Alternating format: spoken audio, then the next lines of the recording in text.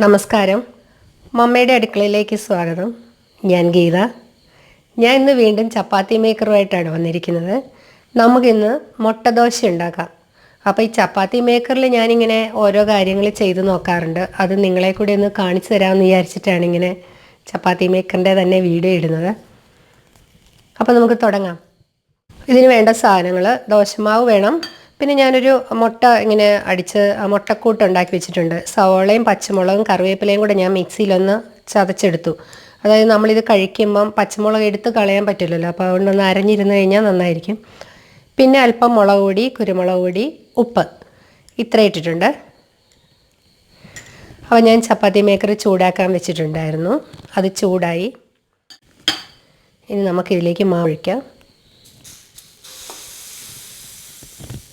ഇന്നലെ നെയ് റോസ്റ്റ് ഉണ്ടാക്കിയില്ലേ, അതുപോലെ തന്നെ നമുക്കിനി ഇത് ഒന്ന് അടച്ചു വെക്കാം.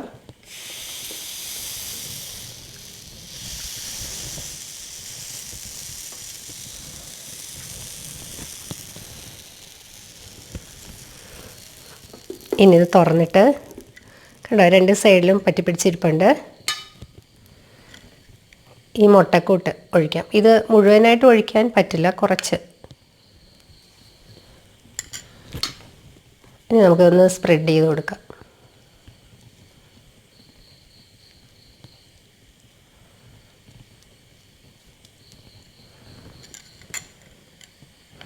ഇനി അടച്ചു വെക്കാം. ഇനി നമുക്കിത് പതുക്കെ ഒന്ന് തുറന്നു നോക്കാം. ഇത് മുകളിലത്തെ ഇതിങ്ങനെ താഴോട്ട് ഒട്ടിയിട്ടുണ്ട്. ഇതിനെ ഒന്ന് തിരിച്ചിടാം.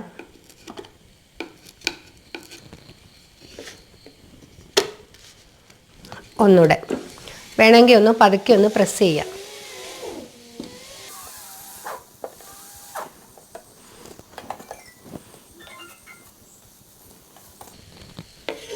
നമ്മുടെ മുട്ട ദോശ തയ്യാറായിട്ടുണ്ട്.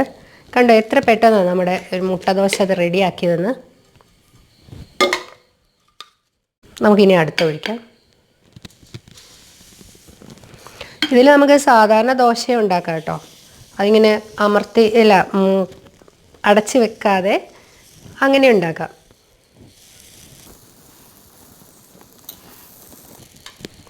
ഇനി തുറക്കാം. രണ്ട് സൈഡിലും കണ്ടോ,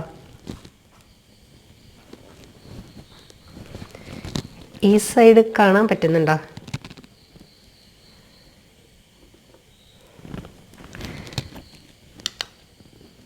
ഇനി മുട്ട വയ്ക്കാം.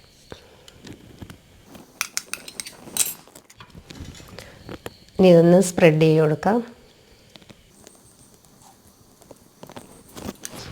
ഇനി അടയ്ക്കുകയാണ്. അപ്പോൾ ഞാൻ കഴിഞ്ഞ ദിവസം ഇട്ടിരുന്ന ചപ്പാത്തിയുടെ വീഡിയോയും അതുപോലെ നെയ് റോസ്റ്റിൻ്റെ വീഡിയോയും കാണാത്തവർ ഒന്ന് കാണണം കേട്ടോ. അതിൻ്റെയൊക്കെ ലിങ്ക് ഞാൻ താഴെ ഇട്ടേക്കാമേ. എടുക്കാമേ.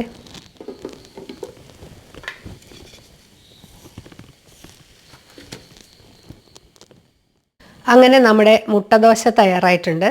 ചപ്പാത്തി മേക്കർ കയ്യിലുള്ളവർ ഈ മുട്ടദോശ ഒന്ന് തയ്യാറാക്കി നോക്കണേ. പിന്നെ എൻ്റെ വീഡിയോ ഇഷ്ടമായാൽ എൻ്റെ ചാനൽ ഇതുവരെ സബ്സ്ക്രൈബ് ചെയ്യാത്തവരൊന്ന് സബ്സ്ക്രൈബ് ചെയ്യണേ.